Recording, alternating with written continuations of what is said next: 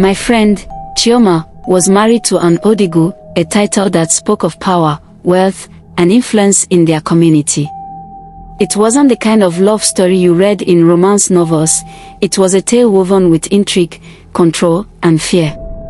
Chioma had fallen for him during her secondary school days, when his larger-than-life persona captivated her young heart. By the time she gained admission into the university, Odogwu had swept her off her feet, wooing her with promises of a life she had only dreamt of.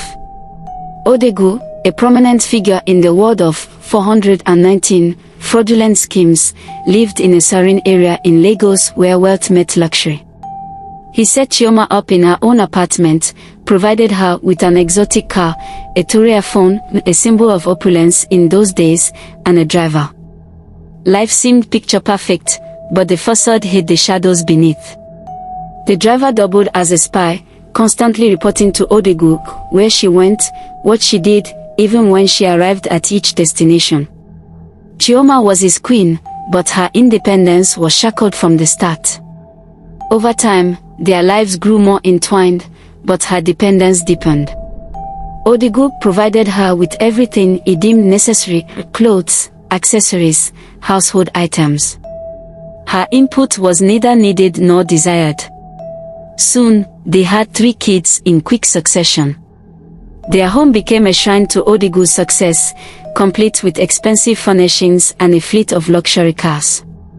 Yet, beneath this glossy veneer lay a stark reality. Chioma's life revolved entirely around Odogwu's approval. Her world shrunk as Odogwu tightened his grip. She became a full-time housewife, only permitted to leave for school runs or the salon, and even then, under watchful eyes. Visitors, including her own parents and siblings, required Odogwu's approval before setting foot in their home. If he didn't like you, you wouldn't make it past the gate.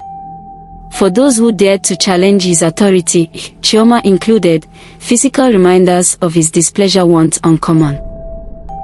Despite all this, I was one of the few approved visitors. Odogwu once said I brought out a rare glow in Chioma whenever I visited, so he allowed it.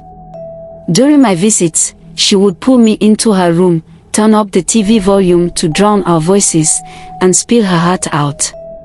Her pain was palpable. She confided in me about the suffocating control, the physical abuse, and how even her thoughts felt monitored because the house was bugged. She wanted out but didn't know how to escape Odogwu's iron grip. Chioma eventually hatched a plan to save herself. She began stashing money with my help.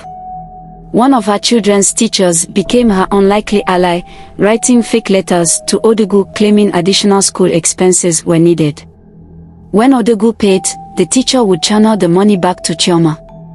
The arrangement was risky, but it gave her a sense of agency, a tiny light at the end of a dark tunnel. However, Odogwu's vigilance never waned. He discovered the deception, and his reaction was swift and brutal. He seized Chioma's phone, changed the children's school, and revoked her involvement in school runs. I, too, was banished from her life, labeled a bad influence and an enabler. It was the last time I saw or heard from her directly. The sudden disconnection left an ache in my chest, a helplessness that haunted me.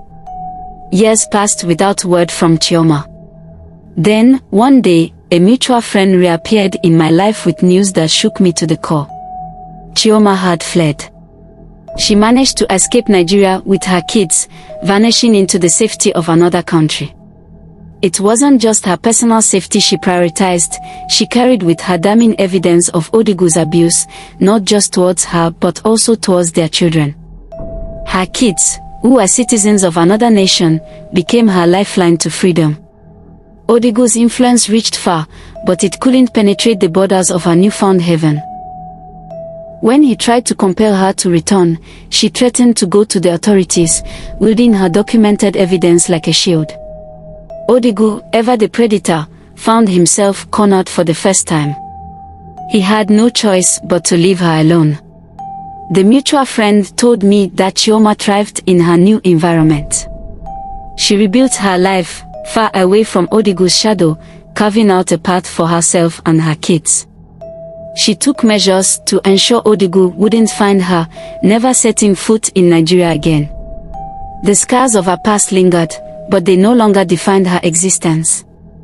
I often think about Chioma, the young girl swept off her feet by a man who seemed larger than life, only to be ensnared in his web of control. Her story is a testament to resilience and the will to fight for freedom even when the odds are stacked against you. I wish I could see her again, to tell her how proud I am of her courage and strength. Odogwu remains a cautionary tale, a man whose power and wealth masked the deep insecurities that fueled his need for control.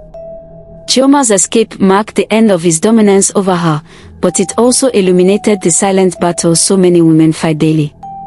Her story, though steeped in pain, is ultimately one of triumph.